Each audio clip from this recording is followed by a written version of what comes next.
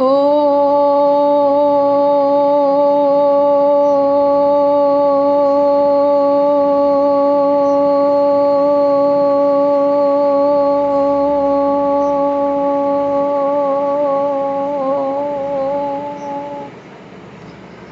শান্তি। 29/7/2024 প্রাত মুরলি। ওম শান্তি। বাপদাদা মধুবন। আজকের বাপদাদার অমূল্য মহাবাক্য হলো, মিষ্টি বাচ্চারা, বাবা এসেছেন তোমাদের জ্ঞান রত্ন দান করতে, মুরলি শোনাতে। তাই তোমরা কখনো মুরলি মিস করো না। মুরলির প্রতি ভালোবাসা না থাকলে বাবার প্রতি ভালোবাসা থাকবে না। মুরলি অর্থাৎ মরালিটি। দৈনন্দিন জীবনে আমাদের নীতিমূলক কিভাবে চলবো, ন্যায়নীতি পরায়ণ ইন্দ্রিয়কে কিভাবে করব, তো ডিসিপ্লিন করব কিভাবে ইন্দ্রিয়কে, যে কর্মেন্দ্রিয় এখন চঞ্চল হয়ে গেছে, তো তারই নীতিমূলক কথা ভগবান এসে আমাদের শোনান। তাই ও মুরলি, আর শ্রীকৃষ্ণের মুরলি দেখানো হয়েছে, যে মুরলি বাজলেই তার ভক্তগণ গোপীরা থাকতে পারতো না, চলে আসতো। এও হচ্ছে সেই মুরলি, যে ভগবানের মহাবাক্য, ভগবানের নীতিমূলক কথা, যা বাজলেই আমাদেরও শোনা উচিত, মিস করা উচিত নয়। তো বলছে বাবার প্রতি ভালোবাসা থাকবে না যদি মুরলির প্রতি ভালোবাসা না থাকে। মুরলির প্রতি ভালোবাসা মানে মুরলীধরের প্রতি ভালোবাসা। তো প্রশ্ন, বাবা বলছেন সব থেকে ভালো ক্যারেক্টার কেমন হবে যা তোমরা এই জ্ঞানের দ্বারা ধারণ করো? তো সব থেকে শ্রেষ্ঠ ক্যারেক্টার যা এই জ্ঞানের দ্বারা ধারণ হয়। উত্তরে কি বলেছে বাবা? ভাইসলেস অর্থাৎ নির্বিকারী হওয়াই হলো সব থেকে ভালো ক্যারেক্টার। তোমরা এই জ্ঞান পেয়েছো যে এই সম্পূর্ণ দুনিয়াই হলো ভিসেস অর্থাৎ ক্যারেক্টারলেস। বাবা এসেছেন ভাইসলেস দুনিয়া স্থাপন করতে। ভাইসলেস দেবতারাই হলেন ক্যারেক্টারযুক্ত চরিত্রবান। তারা বাবার স্মরণেই ক্যারেক্টারের পরিবর্তন করে। ওম শান্তি। বাচ্চারা, তোমরা কখনো এই ঈশ্বরীয় পড়া মিস করো না। এই পড়া যদি মিস করো তাহলে পদও মিস হয়ে যাবে। মিষ্টি মিষ্টি রুহানি বাচ্চারা কোথায় বসে আছে? গডলি স্পিরিচুয়াল ইউনিভার্সিটিতে। বাচ্চারা এ কথা জানে যে প্রতি 5000 বছর অন্তর আমরা এই ইউনিভার্সিটিতে ভর্তি হই। তোমরা এই কথাও জানো যে বাবা যেমন বাবাও তেমনই টিচারও এবং গুরুও। এমনিতে গুরুর মূর্তি আলাদা, বাবার আলাদা, আবার শিক্ষকেরও আলাদা হয়।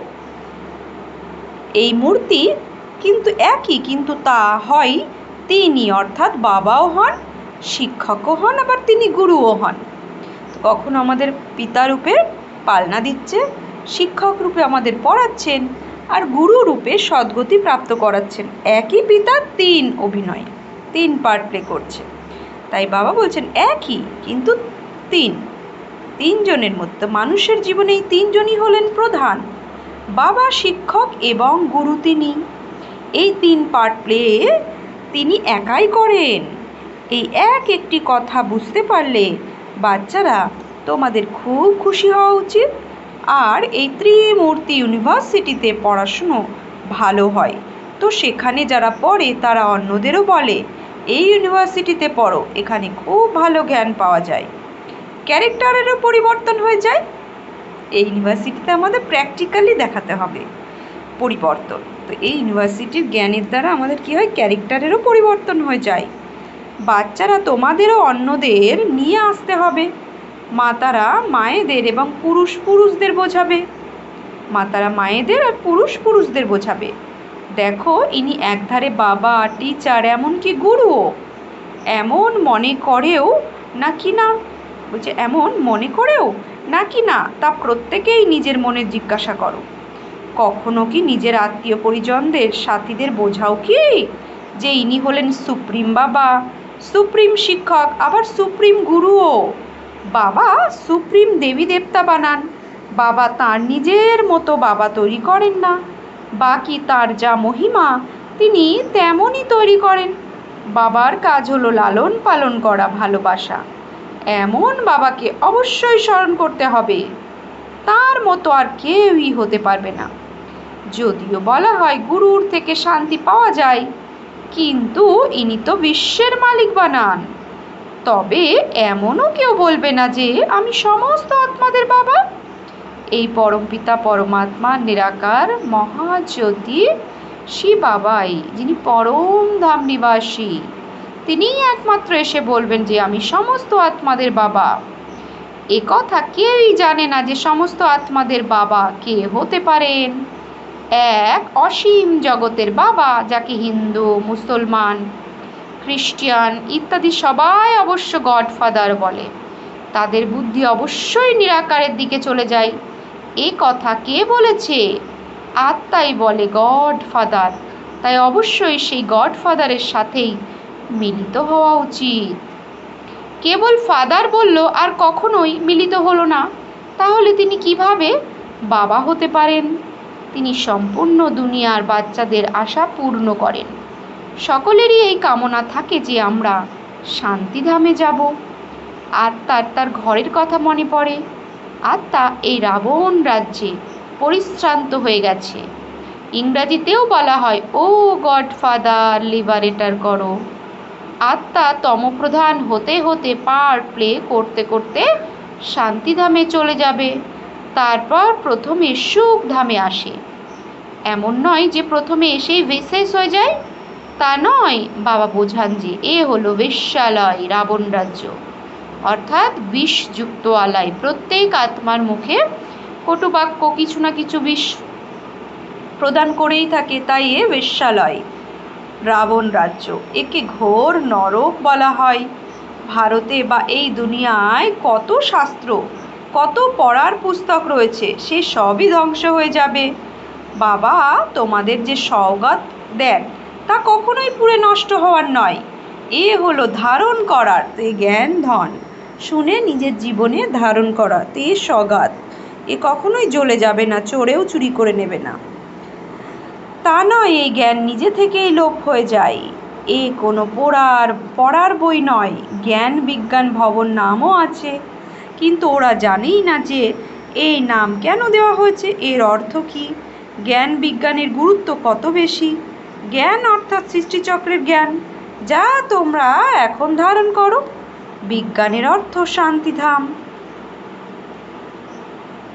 এই জ্ঞানের মধ্যে দিয়েই তোমরা যাও। এই জ্ঞানের পড়ার আধারে তোমরা আবার রাজত্ব করো। তোমরা বুঝতে পারো আমাদের অর্থাৎ বাচ্চাদের বাবা এসে পড়ান, না হলে ভগবানও বাঁচু কথাটি হারিয়ে যেত। ভগবান কোনো শাস্ত্র পড়ে কখনোই আসেন না। ভগবানের মধ্যে তো জ্ঞান বিজ্ঞান দুটোই আছে, সে তো সদা নলেজফুল না, তাই সে কখনো শাস্ত্র পড়ে আসেন না। যিনি যেমন তিনি তেমনই বানান, এ হলো অনেক সূক্ষ্ম কথা। তো যে ব্যক্তি শাস্ত্র অধ্যয়ন করে যতটুকু নিজে অর্জন করেছে, নিজের পরিবর্তন এনেছে, নিজে অনুভব করেছে, সে যাকে শোনান তাকে সেরকমই বানান। তে খুব সূক্ষ্ম। তাই বাবা বলছেন অনেক সূক্ষ্ম, তোমাদের জ্ঞানের থেকে বিজ্ঞান অনেক সূক্ষ্ম। তোমাদের জ্ঞানের ঊর্ধ্বে যেতে হবে। জ্ঞান হলো স্থূল, আমি পড়াই, আওয়াজ হয়। বিজ্ঞান হলো সূক্ষ্ম, এতে আওয়াজের ঊর্ধ্বে শান্তিতে যেতে হবে। যে শান্তি পাওয়ার জন্য মানুষ কত উদ্ভ্রান্ত হয়। তো জ্ঞান তো আওয়াজ করে বাবা পড়ান, বিজ্ঞান হচ্ছে পরিবর্তন। বিজ্ঞান অর্থাৎ কি, গরমকে ঠান্ডা করা বিজ্ঞানের কাজ। যেমন এসি, যেমন ফ্যান, এগুলো বিজ্ঞানের সাধন। খুব সূক্ষ্ম। তো আমাদেরও এই বিজ্ঞান, এই জ্ঞানের দ্বারা কি হয়, আমাদের ভিতরের চিন্তা ভাবনা পরিবর্তন হয়। খারাপ চিন্তা থেকে ভালো চিন্তা আসে, খারাপ ভাব থেকে অন্যের প্রতি ভালো ভাবনায় পরিণত হয়। দেহ দৃষ্টি থেকে আত্মিক দৃষ্টিতে ট্রান্সফার করে। এ হচ্ছে বিজ্ঞান। খুবই সূক্ষ্ম। এ দেখানোর বিষয় নেই আমার ভিতরে কতটা পরিবর্তন, আমার দৃষ্টি বৃত্তি কৃতি কতটা পরিবর্তন। তো এই হচ্ছে খুবই সূক্ষ্ম। বাবা তাই বলছেন তোমাদের জ্ঞানের ঊর্ধ্বে যেতে হবে। জ্ঞান হলো স্থূল, আমি পড়ায় আওয়াজ হয়। বিজ্ঞান হলো সূক্ষ্ম, এতে আওয়াজের ঊর্ধ্বে শান্তিতে যেতে হবে। ভেতরে অনেক শান্ত থাকতে হবে, শান্তির অনুভব করতে হবে। তো খুব সূক্ষ্ম।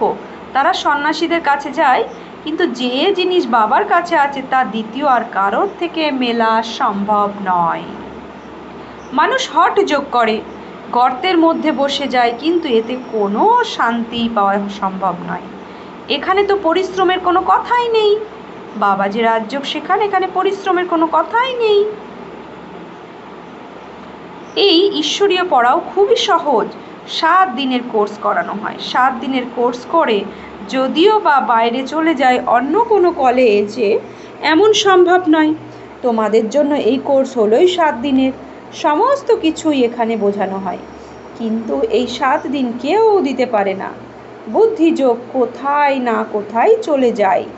তোমরা তো ভাট্টিতে ছিলে, কারোর মুখই দেখতে না, কারোর সঙ্গেই কথা বলতে না। তো শুরুতে যখন যজ্ঞ ভাট্টি চলতো, 14 বছর ভাট্টিতে ছিল, কোনো রকম কোনো কথা নেই, তো কারোর সঙ্গে কথাই বলতো না, বাইরেও বের হতে হতো না। 14 বছর 400 বাচ্চা কাচ্চা পুরো ঘরবন্দি হয়ে তপস্যা করেছে। তপস্যার জন্য সাগরের তীরে গিয়ে বাবার স্মরণে বসতে। ওই সময় ওই চক্রকে তোমরা বোঝোনি, এই ঈশ্বরীয় পড়াও বুঝতে না। প্রথমে তো বাবার সঙ্গে যোগের প্রয়োজন, বাবার পরিচয় জানা দরকার, তারপরে শিক্ষকের প্রয়োজন। প্রথমে তো বাবার সঙ্গে কিভাবে যোগযুক্ত হবে এও শিখতে হবে, কেননা এই বাবা হলেন অশরীরী। অন্যরা তো কেউই মানে না। তারা বলে দেয় গড ফাদার হলেন সর্বব্যাপী। এই সর্বব্যাপী জ্ঞানই চলে আসছে। এখন তোমাদের বুদ্ধিতে এই সব কথা নেই, তোমরা তো স্টুডেন্ট। বাবা বলেন তোমরা কাজ কারবার অবশ্যই করো। গৃহস্থ জীবনে থাকো, কিন্তু ক্লাসের পড়া অবশ্যই করো। যদি বলে স্কুলে যাব না, তাহলে বাবাও কি করবেন? আরে ভগবান ভগবতী বানানোর জন্য পড়াচ্ছেন, তো ভগবানও বাঁচু, আমি তোমাদের রাজা তৈরি করি। তাহলে তোমরা ভগবানের থেকে রাজযোগ শিখবে না কি? কে এমন হতে চাইবে না? কে এমন হতে চাইবে না? তাই তোমরা বিষ থেকে রক্ষা পাওয়ার জন্য বাড়ি থেকে পালিয়ে চলে আসো।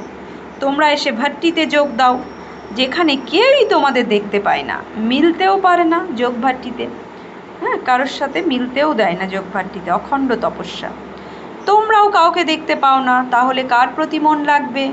দেখলে তো মন পরিবর্তন হবে। তো যোগ ভাট্টিতে না কাউকে দেখা যায়, না কাউকে দেখে তার প্রতি চিন্তন করা যায়। তো বাচ্চারা নিশ্চিত যে ভগবান আমাদের পড়ান। তবুও কেউ বাহানা করে যে অসুখ হয়েছে বা আমাদের এই কাজ আছে। বাবা তো অনেক শিফটই দিতে পারেন। আজকাল স্কুলেও অনেক শিফট দেওয়া হয়। এখানে তো খুব বেশি পড়া নেই, কেবল আলফ আর বে, শিব বাবা, আল্লাহ আর বাদশাহী, তার সত্যযুগী বাদশাহী কে বোঝার জন্য সুন্দর বুদ্ধি প্রয়োজন। আলফকে স্মরণ করো আর সবাইকে বলো। ত্রিমূর্তির কথা তো অনেকেই বলে, কিন্তু ওপরে শিব বাবাকে দেখাই না।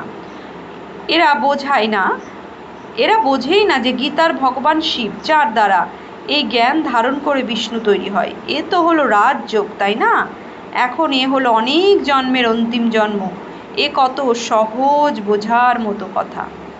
বই ইত্যাদি তো কিছুই হাতে নেই, কেবল একটি ব্যাজ আছে, আর তাতে ত্রিমূর্তির চিত্র আছে, যা দেখিয়ে বোঝাতে হবে যে বাবা কিভাবে ব্রহ্মার দ্বারা এই ঈশ্বরীয় পড়া পড়িয়ে বিষ্ণুর সমান বানান।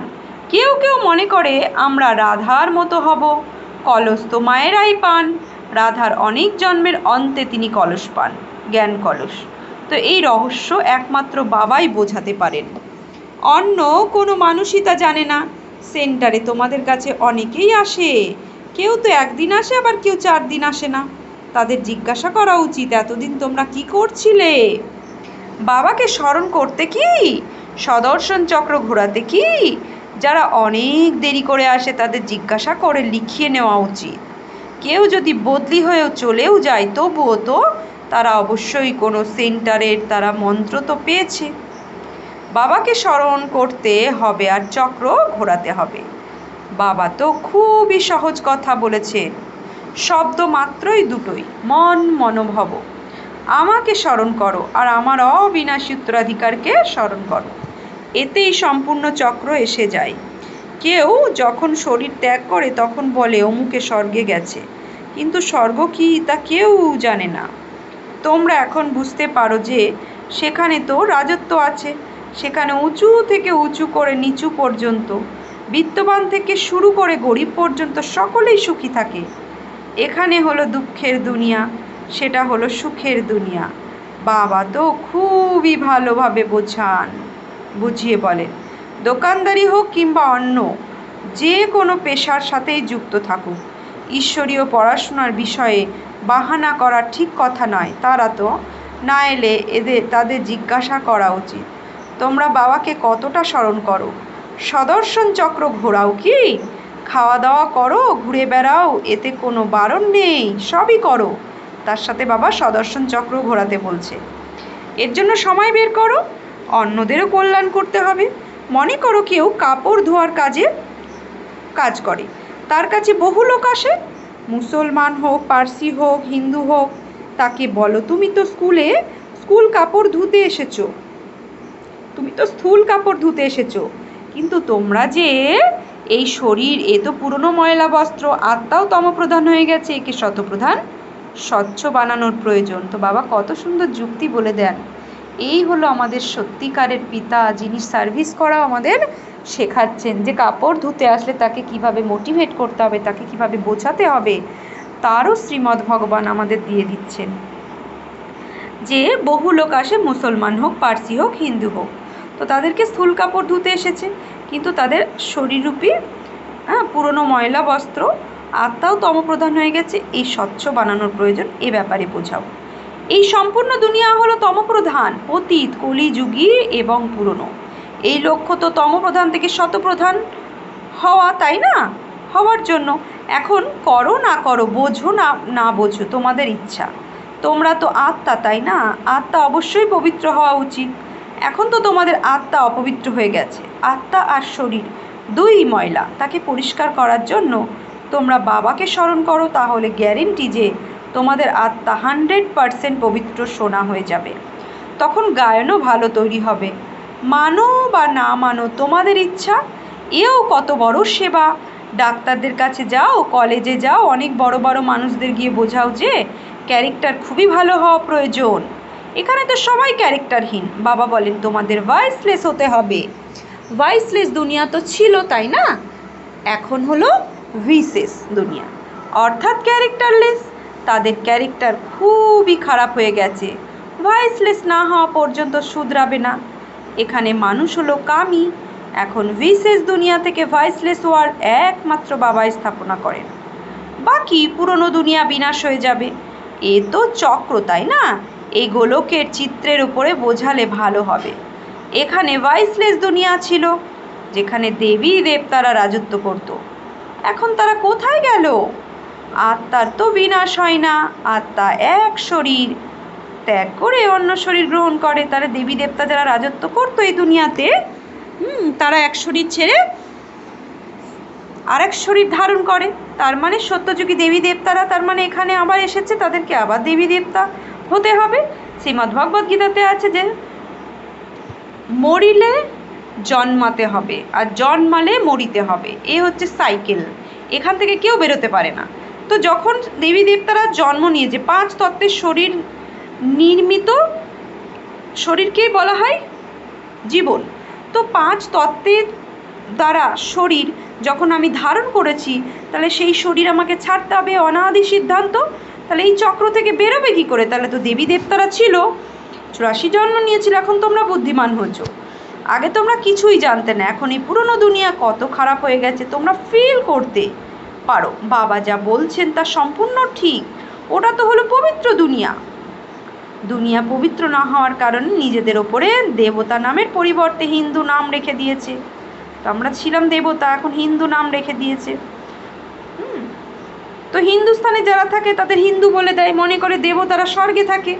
এখন তোমরা এই চক্রকে বুঝে গেছো যে দেবী দেবতারা এই দুনিয়াতে ছিল, এখন আর দিব্যগুণ হারিয়ে ফেলে সাধারণ মনুষ্য আত্মায় পরিণত হয়েছে। তো যারা যারা দেবী দুনিয়ায় দেবী দেবতা ছিল, দিব্যগুণধারী আত্মা ছিল, তারাই এখন আবার দেবী গুণ ধারণ করে দেবী দেবতা হচ্ছে। তো এই চক্র বাবা বলছে তোমরা বুঝে গেছো। যারা খুবই সচেতন তারা খুব ভালোভাবে বোঝে যে বাবা যেভাবে বোঝান তেমনই আবার বসে রিপিট করা উচিত। তোমরা প্রধান প্রধান শব্দগুলি নোট করতে থাকো, তারপর অন্যদেরও শোনাও যে বাবা এই পয়েন্টগুলি শুনিয়েছেন। বলো, আমি তো গীতার জ্ঞান শোনাই, এ তো গীতারই যুগ। যুগ যে 4টি এ কথা সবাই জানে। এ হলো লিপ যুগ, এই সঙ্গম যুগের কথা কেউই জানে না। তোমরাই জানো যে এ হলো পুরুষোত্তম সঙ্গম যুগ। মানুষ শিব জয়ন্তী পালন করে, কিন্তু তিনি কবে এসেছেন, কি করছেন, এ কথা কেউ জানে না। শিব জয়ন্তীর পরে হলো কৃষ্ণ জয়ন্তী, তারপর রাম জয়ন্তী, জগদম্বার জগৎ পিতার জয়ন্তী তো কেউ পালন করতে করে না। সকলেই তো নম্বরের ক্রম অনুসারে আসে, তাই না? এখন তোমরা এই সম্পূর্ণ জ্ঞান পাচ্ছ। আচ্ছা, মিষ্টি মিষ্টি হারানিধি বাচ্চাদের প্রতি মাত পিতা বাপ দাদার স্মরণের স্নেহ সুমন আর সুপ্রভাত। আত্মাদের পিতা তার আত্মারূপী বাচ্চাদের জানাচ্ছেন নমস্কার। আমরা আত্মারূপী বাচ্চারা আত্মারূপী বাপ দাদাকে জানাচ্ছি নমস্কার, সুপ্রভাত, ধন্যবাদ। ধারণার জন্য মুখ্য সার, আমাদের বাবা হলেন সুপ্রিম বাবা, সুপ্রিম টিচার, সুপ্রিম সদ্গুরু।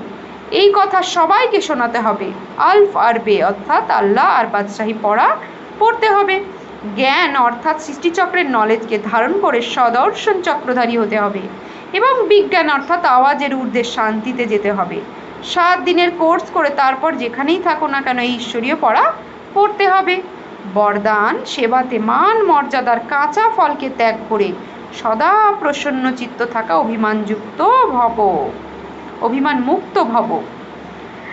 সেবাতে মান মর্যাদার কাঁচা ফলকে ত্যাগ করে সদা প্রসন্ন চিত্ত থাকা অভিমান মুক্ত ভব। রয়্যাল রূপের ইচ্ছার স্বরূপ হলো নাম, মান আর মর্যাদা। এ হচ্ছে রয়্যাল রূপের ইচ্ছা। যেমন মান চাই, সম্মান চাই, নাম চাই, শান চাই, মর্যাদা চাই। শান অর্থাৎ মর্যাদা। যারা নাম হওয়ার লোভে সেবা করে তাদের নাম অল্পকালের জন্য হয়ে যায়, কিন্তু উঁচু পদের ক্ষেত্রে নাম পিছনের সারিতে চলে যায়, কেননা কাঁচা ফল খেয়ে নেয়। কিছু বাচ্চা চিন্তা করে যে সেবার রেজাল্টে আমি যেন সম্মান পাই, কিন্তু এটা সম্মান নয়, অভিমান, অহমিকা। যেখানে অভিমান থাকে সেখানে প্রসন্নতা থাকতে পারে না। সেই জন্য অভিমান মুক্ত হয়ে সদা প্রসন্নতার অনুভব করো। স্লোগান, পরমাত্ম স্নেহের সুখময় দোলনায় দুলতে থাকো, তাহলে দুঃখের ঢেউ আসবে না। পরমাত্ম স্নেহের সুখের দোলায় দুলতে থাকো, তাহলে অভিমান অর্থাৎ দুঃখ, তাহলে দুঃখ ঢেউ আসবে না। তো আজকে সমান নেব আমি, সদা প্রসন্ন চিত্ত অভিমান মুক্ত আত্মা। ওম শান্তি।